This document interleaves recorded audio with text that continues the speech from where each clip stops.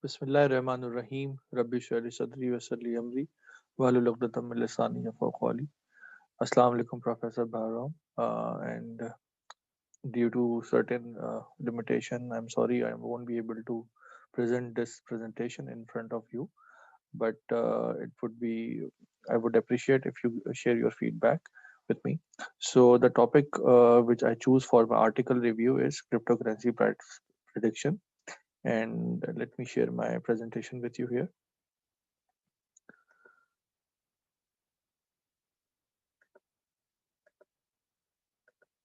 Okay. So when we talk about cryptocurrency, so as we know that cryptocurrency is such like a very volatile, and especially when we talk about Bitcoin, the price is varies, and there is a high volatility. So the focus recently, I completed one of the course or workshop on machine learning, which is conducted through INCEIF platform.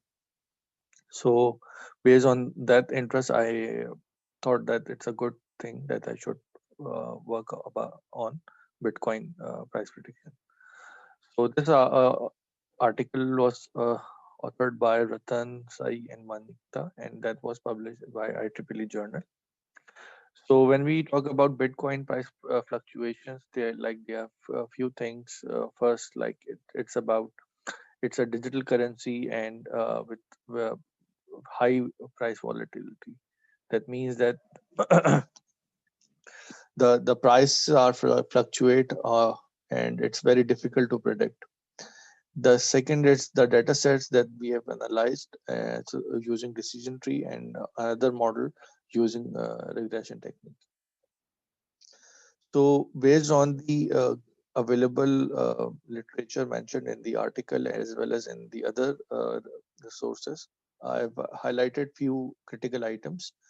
The first is as Tian discussed, the fluctuation of Bitcoin prices through buying and selling.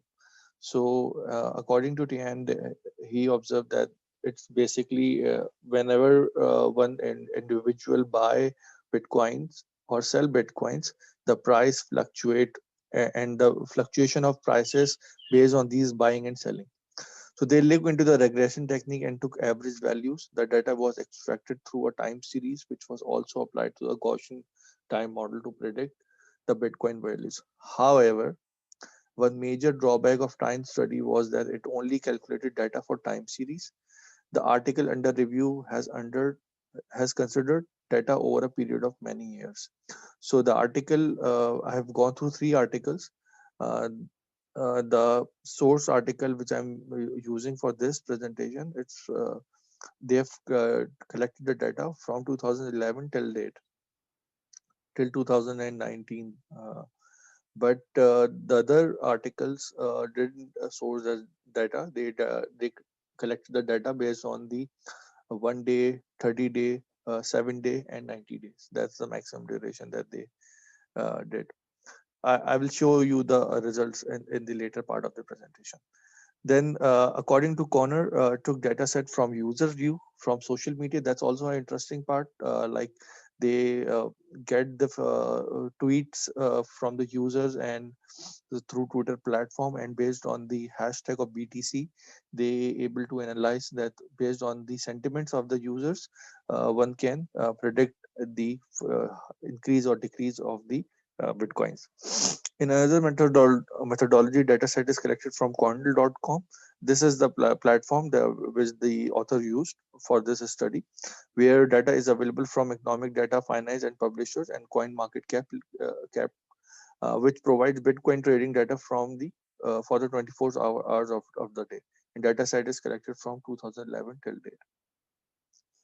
So based on the two methods, as you know, will not give much time about on these things, but as we know, like decision tree is one of the model. It's a type of the classification model that we usually use for machine learning, and the other is the regression model. The regression model is for the interval data when we have time based data, but for classification we need to classify either that is high or low, yes or no, in such way. Okay, So the decision tree model works as follows. The dataset best feature becomes the root of the tree. The dataset is then further split into train and test the data. So this is very important because we cannot use all the data for the training of the model or to testing the model. So it's a 80-20 ratio, 80% to train the model and remaining 20% to test the model. And the same methodology the author used. So every subset must contain information with a similar feature attribute. The process is repeated a few times until we get the leaf in the tree. Whereas in the regression model work as follows: like anticipated scores are placed on the attribute from the scores on a second attribute, and like it's based on the prices, and it's based on the it finds a linear curve solution to every problem. And what are the findings? So I refer to more research articles, and based on that, they have used deep learning and machine learning methodology, but the results are not as accurate as predicted in this study. I will share the number with you in the next slide. So most work involves only deep neural networks or recurrent neural networks. The conventional neural network and its variant like deep residual network have not gained much popularity despite being more accurate methods than others. Address a regression problem where prices are predicted based on previous prices. In a classification problem, the prices are predicted whether they will go up and down and with respect to previous price. And this is very important to understand because many models can predict that what will be the price of Bitcoin, but they're not able to forecast that the either the flow of the price, like either it will rise or it will fall. It would be very difficult for them to uh, and to evaluate. For classification problem, DNA-based prediction model did quite well. Apart from the using the most accurate prediction model, some trading strategies can also be employed in algorithm testing. Okay, so now come to the towards the result part. Let me move my video a bit. Okay, so in the result part, first of all, the author sourced the data from 2011, as mentioned earlier, and based on the sourcing of the data, these are the attributes like first the date, then second is the opening price of the Bitcoin, the highest price of the Bitcoin, the lowest price, and at what price on that day the Bitcoin price closed. Then the volume of Bitcoins, the currency volume, and the weighted price. So as I mentioned earlier in this article, the author adopt two approaches. Uh, First is the decision tree, and second is the linear regression. So the results are like in the there is a like 95% results. Okay, okay, it's better here. So according to the result, it shows that the Bitcoin price prediction is efficient using linear regression algorithm with 97.5% accuracy in price prediction, whereas decision tree achieves 95.8% accuracy. Okay, so as you can see here, these are the actual values as well as compared to the predicted value. So you can see here the almost the result is 97.5% accurate. And if we compare the outcome of regression versus decision tree, then regression is able to predict the data for the upcoming 5 days. As compared, there is a variation in the decision tree model. So to conclude, while the study under review states that linear regression is a better tool when compared with decision tree, we can sum up the analysis in the following way.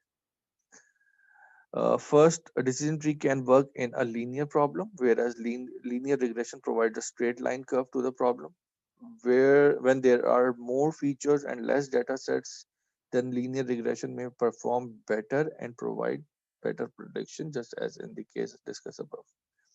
There was less data sets and more features. For independent variable, decision tree is better than the linear regression. But when two variables are highly correlated with each other, then decision tree is better and more accurate than linear regression. And decision tree works best for structured and tabular data. Linear regression model is a good tool to measure and predict values based on a dependent variable, which is in case is past price value. So to conclude, I believe a regression, linear regression model is better, and based on the other researchers, this uh, research is more accurate and provide a more you can say preferable result. One can trust on this model because it based on the historical data, it gives more provide more accuracy, whereas the other models long short term memory model, which was used in the other paper based on the machine learning and deep learning, they provided the result, but the accuracy of the result is not as much. That was like around 64-62%.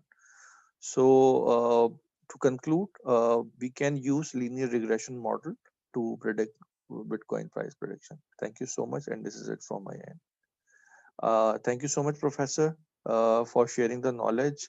Though due to COVID, we are not able to have a one-to-one session or hands-on experience startup.